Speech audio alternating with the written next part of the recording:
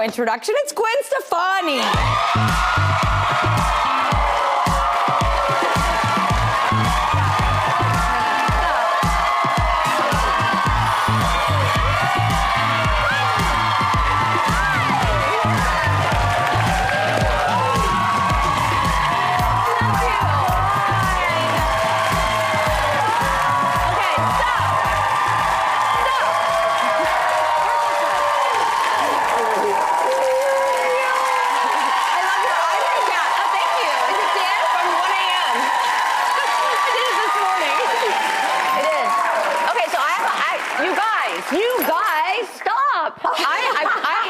Gift. It's not really a gift.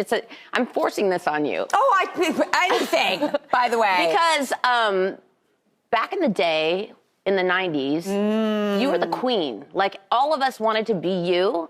And you... I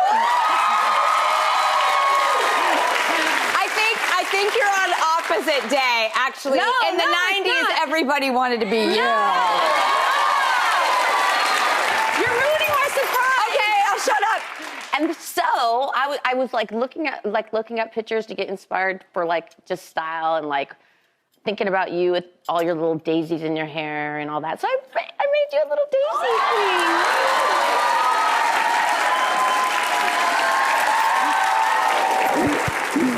You don't have to wear it. Are you kidding? Of course I'm wearing it. I'm securing it right now.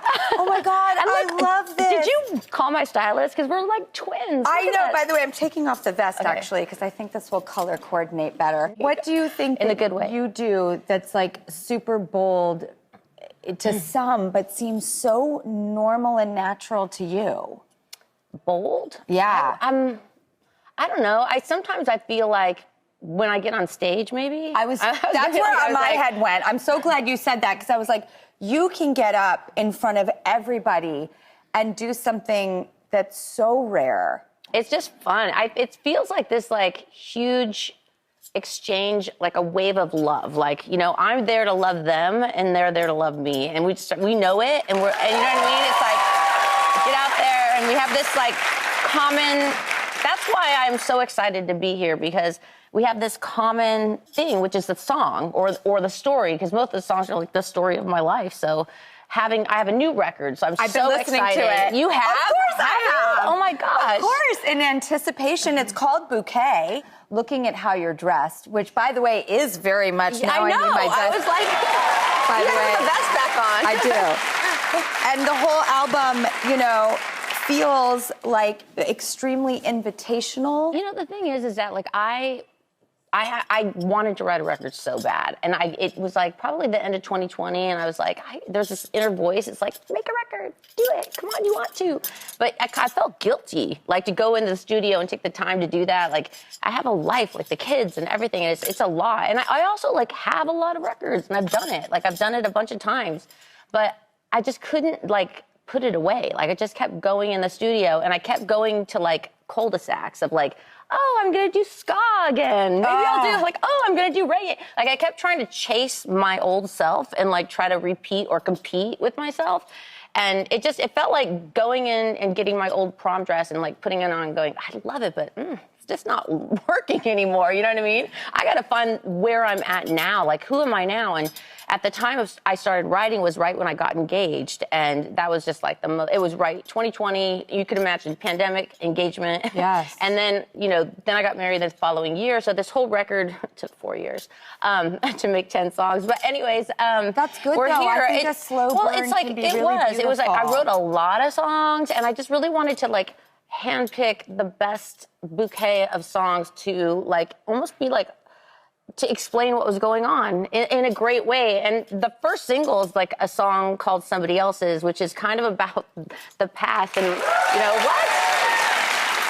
I realized that you really do, on this album, you needed to hear, like, how far the love grew. And, like, after having to, like, scrape myself off the ground and, like, start over again, like, I'm still there. It's a miracle. Like, it's just such a miracle to be now 9 years in and, 9 you know, years? yeah, 9 years with this guy. He's so cute, too. 9 years. That's how fast it's going. one of the last things we talked about, which is the thing that really sat with me, because it gave me so much hope, is that you would say you just had made this decision in a beautifully resigned, poetic way of, this is going to be my life. I'm going to be with my boys, and I'm going to make my coffee every day. Oh, yeah, I remember that. And, with myself. Don't know if love will come back into my life. Probably not even. And then the doors opened and somebody walked through them and changed all that. And to hear that from you, because I think you're Gwen Stefani. We all love you so much. And then it's like... Thank you.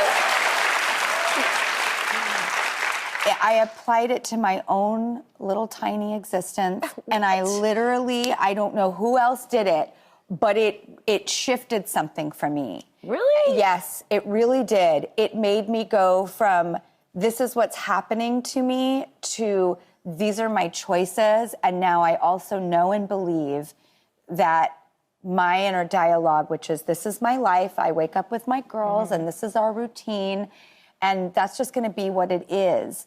It was the first person, you were the first person to make me think, and one day that might not be true. Because the way you talked about it was so uplifting, but also like, we don't know the future. We don't know the future. And even like right now, having new music, which is, it's one of those things where it's like, I think about myself and I think about things like just my whole journey and like, it wasn't until like I wrote a song that I was like, oh, I have wings? Like, I didn't even know I could do that. You know what I'm saying? Like, all of a sudden, I'm flying. I'm writing all these songs.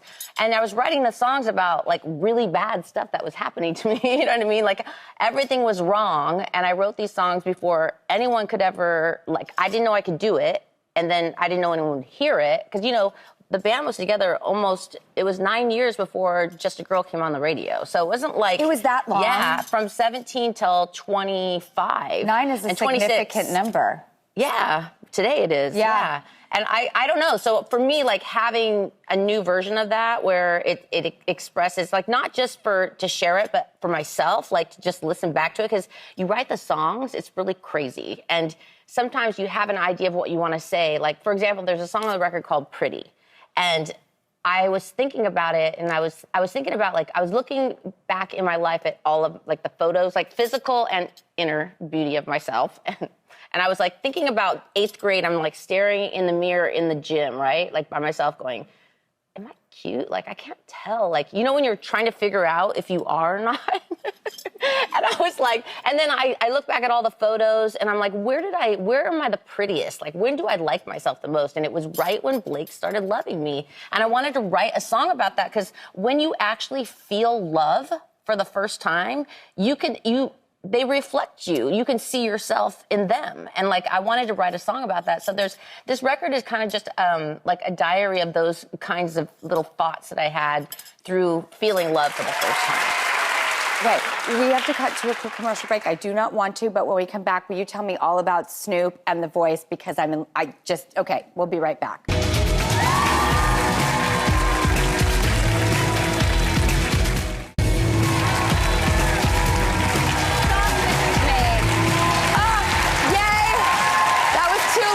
Back with the icon, Gwen Stefani, who made me my flower crown. You're talking about, like, when you were 10, did you know that you wanted to be a performer? Did you know you were a singer? Did you know that about yourself? For me personally, as a child, I was floating. Like, I was just like, doo-doo-doo. Like, I didn't fit in. I had dyslexia, which I didn't know until later in life. And just school was just, I had to try so hard and nothing would happen. Like, it was like, I'm trying the most and I still can't spell, but cut to, I taught the world to spell bananas. So that's God's That's right. trick, right? Yes, you did. Oh my God. And to just lean into it as much as I can. So healing to hear that. By the way, what's it like hanging out with Snoop Dogg now on The Voice? Because he's Long Beach, you're Anaheim. I know. Snoop is literally, this is a man that walks he walks with love. Like, he is so full of love. It's so crazy. You would love him.